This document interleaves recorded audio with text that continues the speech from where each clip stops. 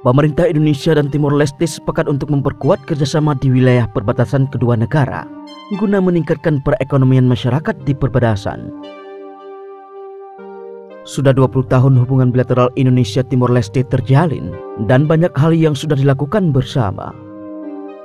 Dan dalam pertemuan kali ini, kita sepakat untuk memperkuat kerjasama di wilayah perbatasan. Begitu kata Octodorynus Manik di Owikusi eksklusif Timor Leste, Sabtu 25 Juni 2022. Menurut dia, selama 20 tahun terakhir, sudah banyak sekali hal yang sudah dilakukan oleh kedua negara, mulai dari politik, ekonomi, dan budaya serta sektor lainnya. Ia menjelaskan bahwa perayaan 20 tahun hubungan bilateral yang dilakukan di Owikusi wilayah eksklusif Timor Leste dilakukan dengan menggelar diskusi bersama soal masalah kendala ekspor-impor di antara kedua negara, khususnya dari Owikusi dan dari Indonesia masuk ke Owikusi. Jadi, ini bagian rangkaian peringatan 20 tahun hubungan bilateral. Tidak hanya di Owikusi ini, tetapi akan dilanjutkan sampai ke Dili. Begitu tambahnya. Ia menilai bahwa Owikusi mempunyai potensi ekonomi yang besar, sehingga pihaknya sengaja memilih daerah itu agar terbebas dari kawasan terisolir karena masuk ke dalam wilayah eksklusif. Di Owikusi sendiri terdapat banyak komoditi seperti sarang semut, porang, sapi, dan lainnya. Demikian juga dari Indonesia, banyak yang bisa diekspor masuk ke daerah itu. Untuk diketahui, Owikusi Ambeno adalah distrik wilayah eksklusif Timor Leste yang berada di timur NTT dan dikelilingi oleh beberapa kabupaten, di antaranya Kabupaten Kupang, Kabupaten Timor Tengah Utara atau TTU, Kabupaten Belu, dan juga Malaka. Nama distrik Owikusi Ambeno didasari adanya dua wilayah di daerah eksklusif Timor Leste di tengah timur NTT pada masa yang lampau dari segi historis. Ibu kota distrik ini adalah kota Pantai Makassar.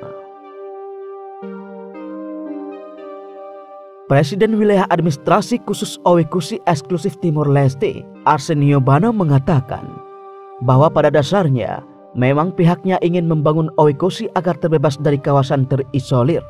Pemilihan daerah ini sebagai lokasi perayaan 20 tahun hubungan bilateral memberikan suasana baru di daerah ini dan membuktikan bahwa geliat ekonomi sedang berjalan. Begitu tambahnya.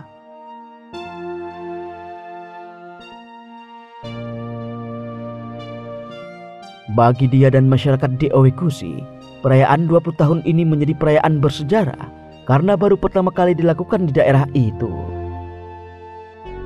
Di sisi lain, Presiden Republik Demokratik Timor Leste José Ramos Horta mengatakan, pemerintah Timor Leste tidak pernah menghina Indonesia selama 20 tahun merdeka sejak 20 Mei 2002. Sebab setelah upaya kemerdekaan pada tahun 2002 itu, seluruh warga Timor Leste menerima upaya rekonsiliasi antara warga Timor Timur dan Indonesia yang dilakukan oleh mantan presidennya Sanana Gusmo.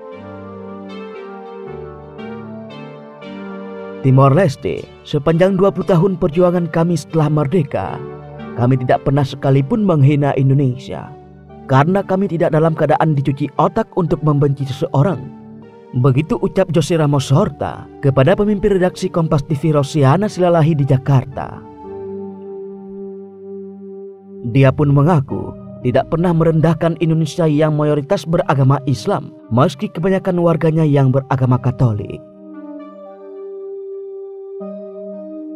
Lebih lanjut, dia mengapresiasi dukungan Indonesia untuk terus menjalin hubungan bilateral dengan Timor Leste selepas kemerdekaan dari pemimpin yang satu ke pemimpin berikutnya. Menurut dia, dukungan itu menandakan bahwa Indonesia tidak menggunakan cara murahan untuk membalas dendam, terlepas dari kenangan pahit dan manis, termasuk keputusan Timor Timur untuk melepaskan diri dari NKRI. Pemimpin dan masyarakat Indonesia menganggap konflik telah usai, rezim telah berubah, dan tidak meninggalkan Timor Leste. Indonesia justru memperlihatkan kehebatannya, kenegarawanannya, begitu tambahnya. Sebelumnya diberitakan, Presiden Timor Leste berkunjung ke Indonesia pada Selasa 19 Juli 2022 pagi.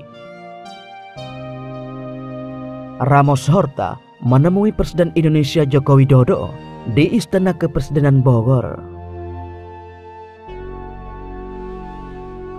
Mobil yang ditumpangi Horta tiba di kawasan Istana Bogor sekitar pukul 9.55 WIB. Kedatangan Horta lalu disambut oleh marching band, pasukan berkuda, serta sejumlah orang berpakaian adat. Lalu, Jokowi menyambut Horta yang turun dari mobil. Kedua pemimpin negara itu pun bersalaman dan menuju halaman istana untuk upacara penyambutan dan mendengarkan lagu kebangsaan kedua negara. Di sela-sela kunjungan, Jose Ramos Horta juga melawat ke rumah Presiden kelima Republik Indonesia, yaitu Susilo Bambang Yudhoyono dan mantan Wakil Presiden Yusuf Kala. Jose Ramos Horta juga menyambangi kantor Kompas Gramedia di Jakarta, Rabu 22 Juli 2022 petang.